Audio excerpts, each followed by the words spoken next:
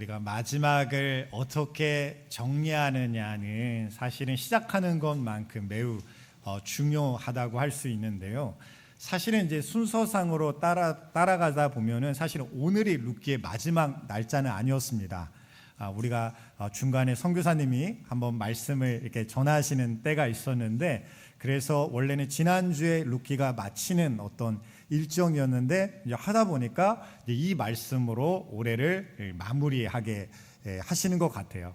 우리가 룻기를 시작한 건 한 10월 초쯤에 이 말씀의 강해를 시작하게 되었습니다. 그래서 한 3개월 정도에 걸쳐서 우리가 룻기 말씀을 보았는데요.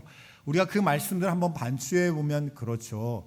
그 시작은 매우 미약한 상태 가운데 있었습니다.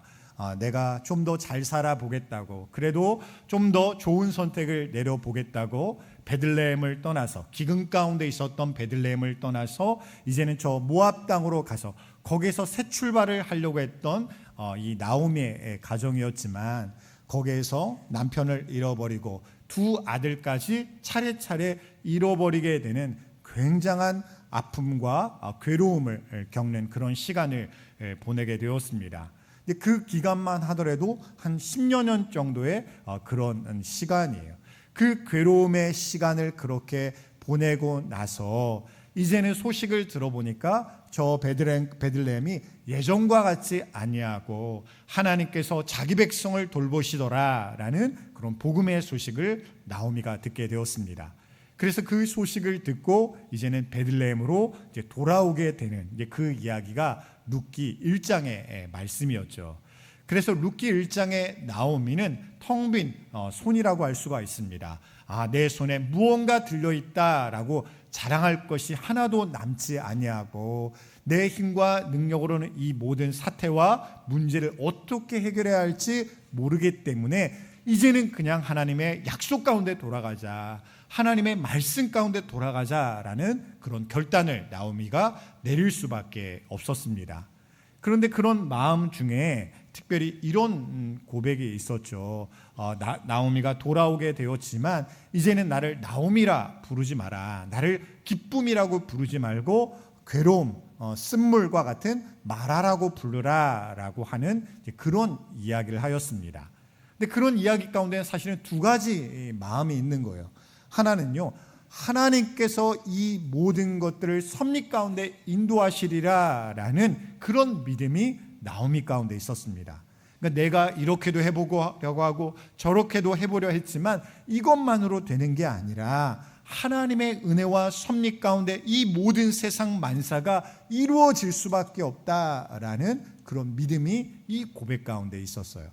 또 한 가지는 어떤 마음이 있었냐면, 내가 이렇게 괴로운 것은 이런 주변의 상황의 문제도 있고 저 사람들의 문제도 있었지만 결국은 하나님이 나를 괴롭게 하셨기 때문에 이 괴로움을 해결해 주시지 않았기 때문에 내가 지금 이 상태, 이 모습 가운데 있는 거다라는 어떻게 보면 쓴뿌리와 같은 그런 마음의 상처와 괴로움이 나오미의 마음 가운데 있었어요.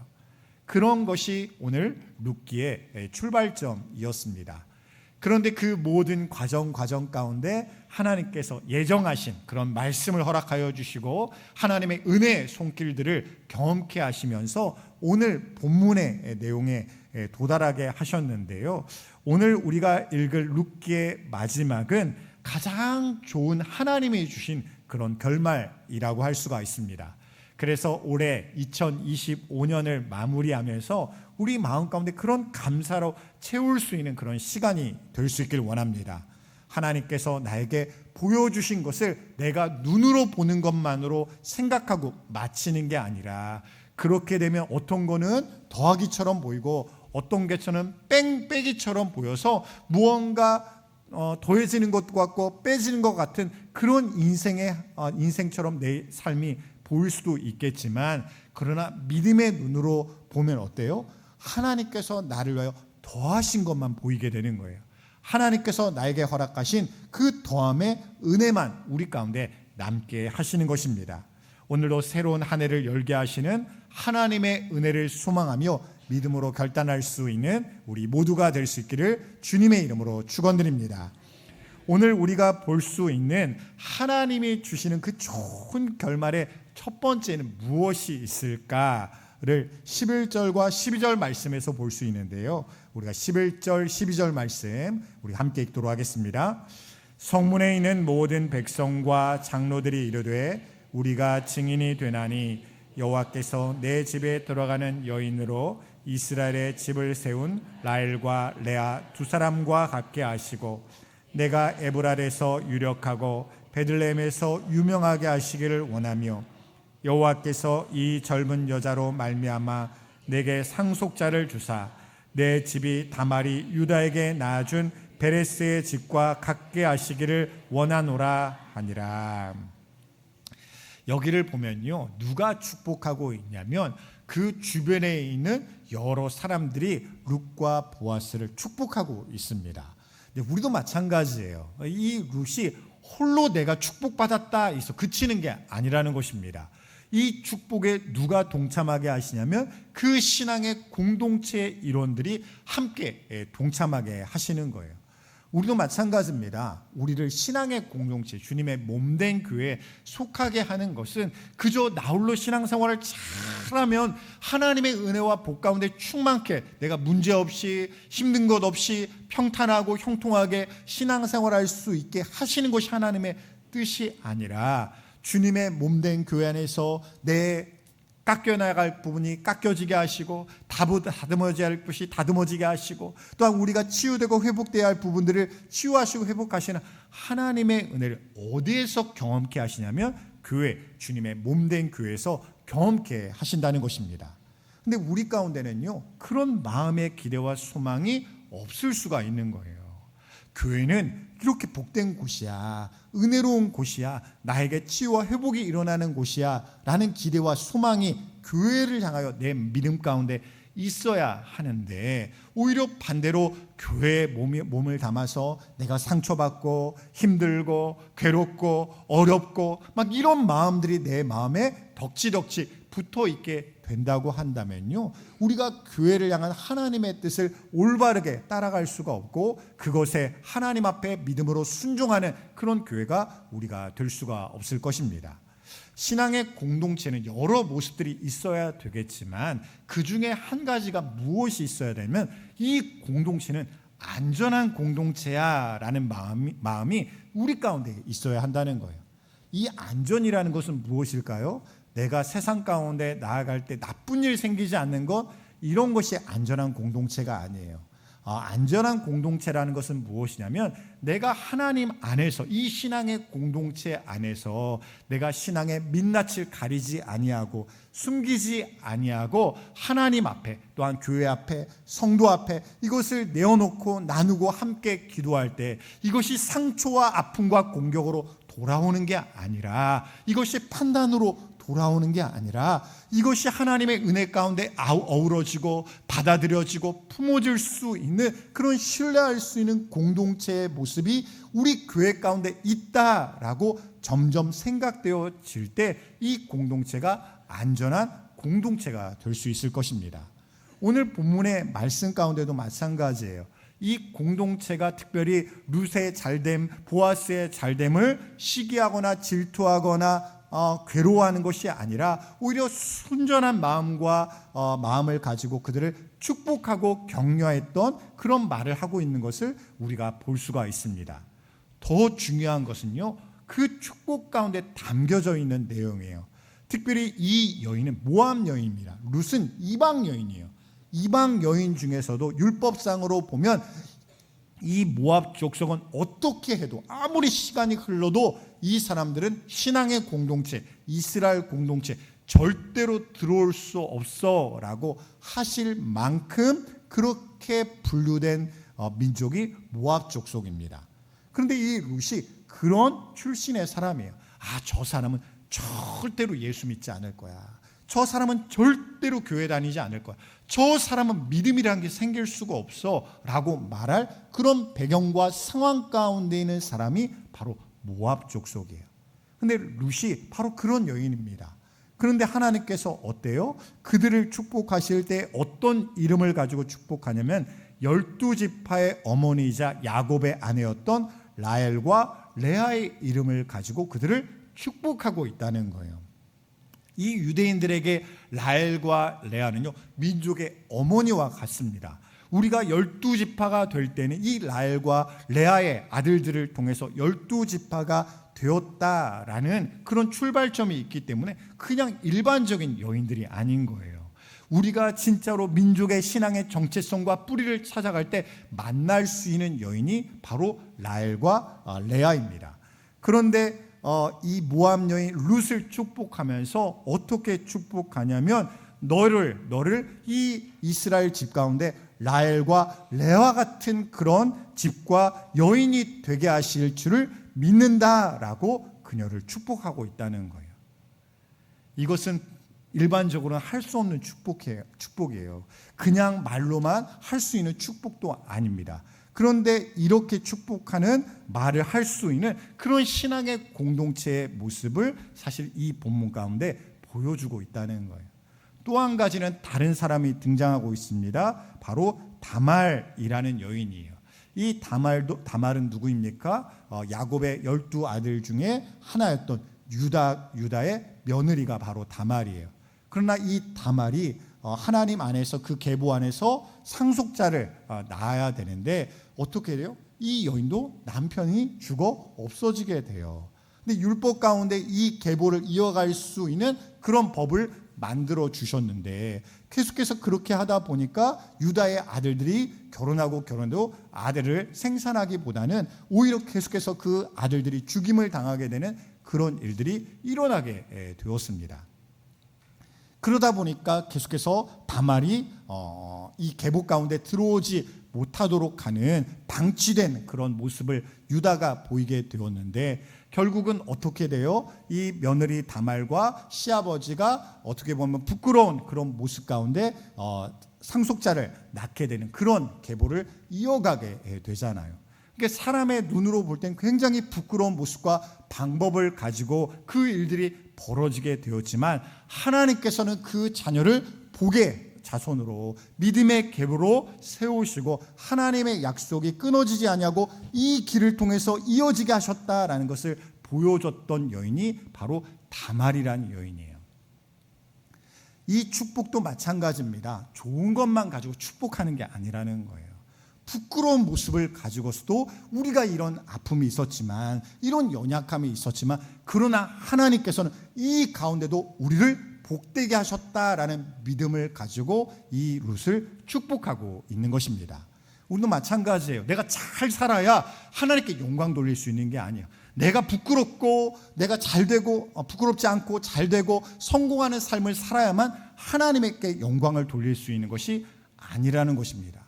오히려 내가 너무나도 고통의 터널을 지나고 있고 괴로운 어떤 모습 가운데 있고 내가 다른 사람에 비해서 객관적으로는 부족하고 열악한 삶을 살고 있을지라도 오히려 그 가운데 하나님의 영광이 드러나고 복음의 능력이 드러나는 믿음 가운데 내가 살아가게 된다면 그 사람이야말로 누구보다 하나님의 영광과 복음을 나타내는 하나님의 사람임을 믿으시기 바랍니다. 우리도 마찬가지입니다. 내가 가지고 있는 내가 자랑하고 싶은 것을 가지고 하나님의 영광을 나타내는 게 아니라는 거예요. 오히려 어떨 때는 이건 보이기 싫은데 이건 나타내기 싫은데 이건 사람들이 몰랐으면 좋겠는데 하는 그런 부분을 가지고도 오히려 그것을 꺼내놓을 때 그것을 내가 믿음으로 소화할 수 있을 때 그것을 통해서 하나님은 영광 받았다라고 말씀하신다는 것입니다. 오늘도 우리 공동체가 그런 공동체가 되길 바라요. 내가 좋은 것으로만 서로를 대하고 서로를 만날 수 있는 공동체가 아니라 내 연약함을 가지고서도 서로를 대하고 서로를 위로하고 서로를 격려하는 서로의 민낯을 드러낼 수 있는 그런 안전한 복음의 공동체가 되기를 주님의 이름으로 축원드립니다. 결국은 하나님께서 이 가운데 진짜 아름다운 결매를 만들어내신 가운데는요 이런 믿음의 공동체가 있었다는 거예요. 그런데 여기에서 그치지 않습니다. 뒤이어 13절 말씀인데요. 우리가 13절 말씀 함께 읽겠습니다. 이에 보아스가 룻을 맞이하여 아내로 삼고 그에게 들어갔더니 여호와께서 그에게 임신하게 하심으로 그가 아들을 낳은지라. 그렇습니다. 어떻게 보면 룻도 최선을 다했어요. 시어머니를 향하여서 인애와 사랑과 헌신을 가지고 최선을 다했습니다. 보아스도 마찬가지죠. 자기에게 돌아온 기업 물을 자의 사명을 외면치 아니하고 희생하고 헌신함에도 불구하고 하나님의 뜻이 이루어질 수 있다면, 하나님의 약속대로 이루어질 수 있다면 내가 그 일을 감당하겠습니다라는 자신의 최선을 보여주었습니다.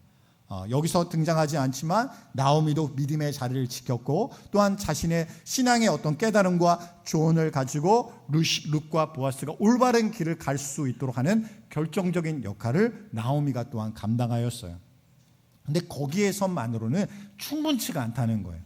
결국은 우리 가운데 신앙의 열매가 맺어지는 것은 누가 역사하셨냐면 하나님이 역사하셔야 됨을 믿으시기 바랍니다. 우리의 삶도 마찬가지예요. 내가 이렇게 했으니까 저렇게 했으니까 잘 되겠지. 이건 믿음의 계산법이 아니에요. 나의 최선도 이렇고 나의 수고도 이러하지만 결국 하나님이 은혜로, 하나님의 사랑으로, 주의 말씀으로 나를 충만케 하시고 하나님이 응답하시고 역사하셔야 이렇게 하나님이 주시려는 아름다운 도착지의 아름다운 결말을 내가 맞이할 수 있지. 주님, 내 삶에 간섭하여 주옵소서. 내 삶에 개입하여 주옵소서. 그래서 내 최선으로 이루어지는 그 결말에서 끝나는 게 아니라 하나님이 내 인생을 끝까지 붙드시고 역사하심으로 만날 수 있는 아름다운 결론을 내가 맺게 하여 달라고 기도할 수 있는 우리 모두가 될 수 있기를 원합니다. 그렇게 될 때 결국은 하나님께서 어떻게 하세요? 하나님의 때에 이르게 하셔서 그렇다, 바로 이때가 은혜의 때다, 이때가 응답의 때다 라고 말씀하시며 우리의 영과 삶을 굳건히 붙드실 줄 믿으시기 바랍니다. 세 번째로는요, 이 하나님이 주신 은혜는 단순히 잃었던 것을 되찾는 정도의 회복의 은혜가 아니었다는 것입니다. 14절과 15절 말씀인데 우리가 함께 읽도록 하겠습니다.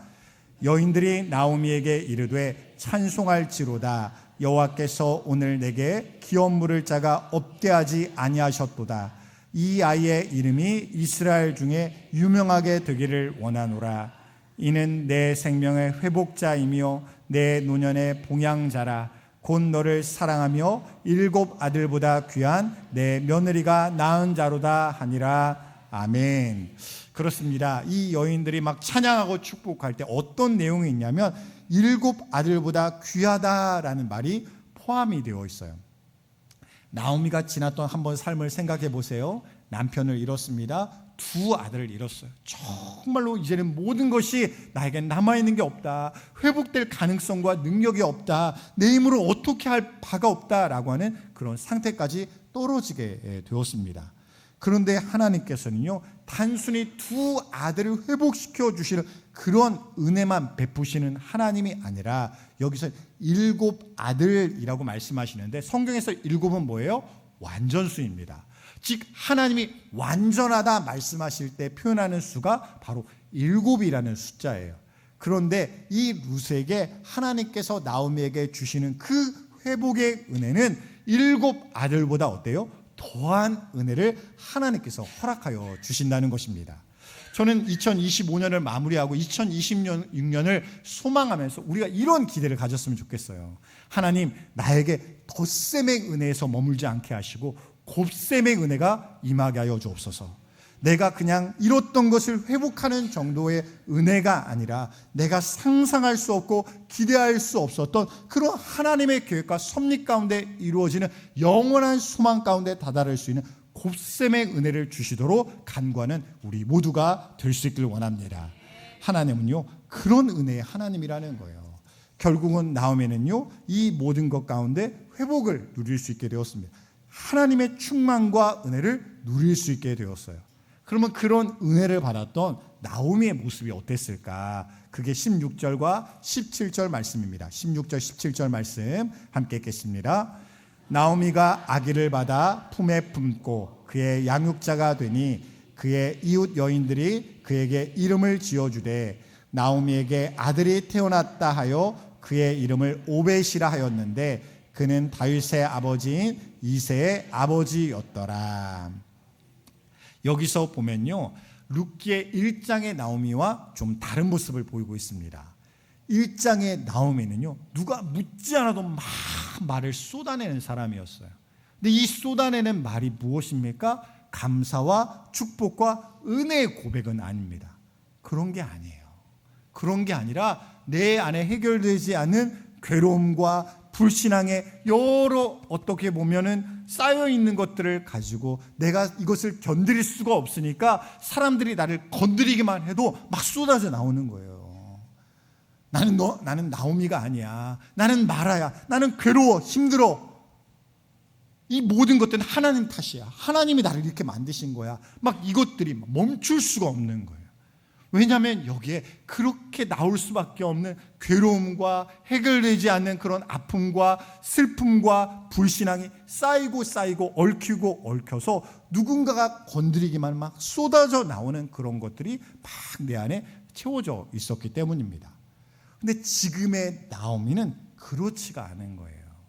주변에 여러 사람들이 막 여러 가지 이야기를 하고 있습니다. 막 그러면 내가 이렇게 수고했어, 이런 것들을 가지고 있어, 막 자랑도 하고 막 내놓기도 하고 막 할 것도 같은데 그런 모습이 나오미에게서 지금은 전혀 보이지를 않습니다. 그저 자신의 품에 있는 그냥 약속의 자녀만 품에 안고 있을 뿐이에요. 왜 그럴까?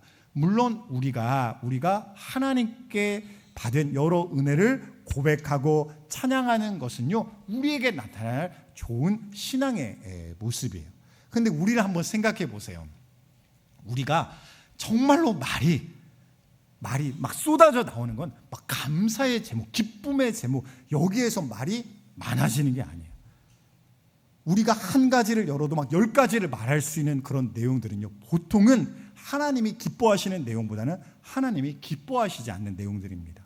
내가 이 말을 하면 할수록 하나님이 내 영혼을 지키시는 은혜 가운데 머무는 게 아니라 내 영혼이 깎여지고 상해지고 하나님의 은혜로부터 점점 멀어지는 그런 말들이 훨씬 더 내 입술에서 연결되고 쏟아지는 그런 입술의 어떤 말들이 채워지는 것이 우리의 본성이요 자연스러운 모습이라고 할 수가 있어요.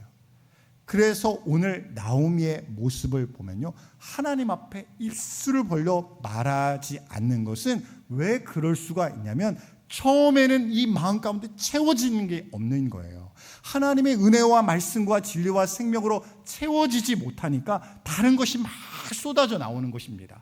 내 영혼을 상하게 만들고 단위를 넘어뜨리게 만들고 하나님이 기뻐하시지 않는 그런 말들이 계속해서 쏟아져 나오는 거예요.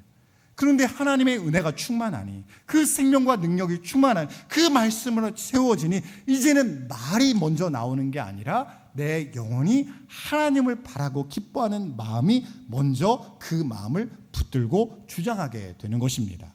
결국 나오미가 선택한 침묵은요, 무기력한 체념의 침묵이 아니라는 거예요. 오히려 하나님을 기뻐하고 즐거워하며 소망을 가지고 있는 그 마음이 나오미를 주장하니까 지금 이 순간에는 오히려 말할 필요가 없는 하나님의 은혜 가운데 연결되어 있는 그런 나오미의 상태라고 할 수가 있는 것입니다. 물론 하나님의 이런 일하심은요, 우리의 관점으로 보면 천천히 다가올 수가 있어요. 지금 당장 내가 기도했을 때, 지금 괴롭고 힘든 순간 가운데 하나님이 역사하셔서 지금 당장 무언가를 보여주셨으면 좋겠는데 보통은 그렇지가 않습니다. 오히려 내가 인내하는 믿음을 가지고 정말 오늘 룻기를 계속해서 관통하면서 보았던 인내와 사랑의 그 믿음을 놓치지 아니하고 오직 하나님을 향하는 그 믿음의 발걸음을 굳건히 나아가는 그 시간이 쌓여 나아갈 때 결국은 나오미에게 허락하셨던 그 은혜의 순간이 우리 가운데도 도달하게 될 줄 믿으시기 바랍니다. 우리가 지금 살펴보고 있지만 나오미에게 주셨던 이 은혜의 순간은 한순간에 이루어진 게 아니에요. 길게 보면 모압으로 떠났던 그때부터 10년 이상의 기간 동안 이리 넘어지고 저리 넘어지고 이리 상처받고 저리 상처받으면서 오직 하나님의 은혜를 깨달아가며 주님께로 그 방향 전환이 이루어지는 여러 기간을 통하여서 결국은 이 약속의 딸을 하나님께서 만나게 하신 것입니다. 그런데 지금 보이는 응답은요, 지금 당장에 이루어진 응답으로 끝나지 않음을 오늘 본문 말씀에서 보여주고 계세요. 그게 바로 18절 말부터의 말씀인데요. 18절부터 22절의 말씀을 보면 계속 계보가 나옵니다. 베레스부터 시작해서 누구까지 이르는 계보예요? 다윗에까지 이르는 계보예요. 이 계보로 룻기를 마치는 것은요, 하나님이 진짜 주시려는 그 응답은 바로 이 약속의 계보 가운데 있다는 것입니다. 지금 당장은 내가 아들을 얻었어, 여기에서 만족할 수 있지만 하나님의 은혜는 거기서 끝나지 아니하고, 이 계보가 신약을 시작할 때 마태복음 1장에서는 거기서 계보가 나오게 되는데, 그 계보의 끝에는 누가 계시죠? 예수 그리스도가 계세요. 즉 우리가 이 모든 계보가 결국에는 마치기를 예수 그리스도까지 다다르는 계보가 되게 하여 주셔서, 단순히 이 룻에게, 나오미에게 한 아들을 주셨다라는 축복에서 멈추는 게 아니라, 이 계보를 통해서 하나님의 구원이 예수 그리스도에서 이렇게 놀랍게 이루어지게 하셨다라는 것을 이 말씀을 통해서 보게 하여 주시는 것입니다. 사랑하는 성도 여러분, 하나님께서 주시는 그 복은 이런 복임을 믿으시기 바랍니다. 내가 눈으로 보는 그런 복과 응답에서 그치지 아니하고, 이것도 너무나도 귀하고 감사한 것이지만 나에게 보이지 않는 그 영적인 그 복을 나에게 흘러 들어오게 하여 주셔서, 오늘도 우리의 영이 회복되고 우리의 삶이 충만하여 주셔서 우리를 통하여 하나님께는 영광을 돌리고 우리의 삶에는 하나님의 나라가 임하게 하시는 하나님이심을 믿으시기 바랍니다. 오늘도 이 나오미에게 주셨던 그 회복의 은혜가 오늘도 우리에게 결론이 되게 하여 주셔서, 믿음의 결론이 되게 하셔서 여기에서 계보가 그치지 아니하고 그 뒤에 영원한 계보가 이어지게 하여 주셨던 것처럼, 오늘도 2025년까지 우리의 삶을 이제는 마무리하지만 2026년에 더 큰 은혜와 응답으로 우리를 인도하여 주실 줄 믿고 바랄 수 있는 우리 모두가 될 수 있길 원합니다. 특별히 우리가 이런 내용으로 우리가 마무리할 수 있었으면 좋겠어요. 여러분들이 이렇게 따라해 주시길 원합니다. 나의 이야기가 하나님의 역사 안에 있음을 믿습니다. 하나님께서 나에게도 이보다 더 좋을 수 없는 결말을 주실 것을 믿습니다. 오늘도 이 말씀대로 될 줄 믿으시기 바랍니다. 오늘도 주님께서 우리 가운데 정말로 내 예상과 생각과 계획보다 더 넘치고 영원에 다다를 수 있는 그 생명 가운데 우리 자신뿐만 아니라 우리의 가정과 우리의 주변 사람들까지 붙드실 것을 믿고 믿음으로 간구하고 결단할 수 있는 우리 모두가 되기를 주님의 이름으로 간절히 축원드립니다.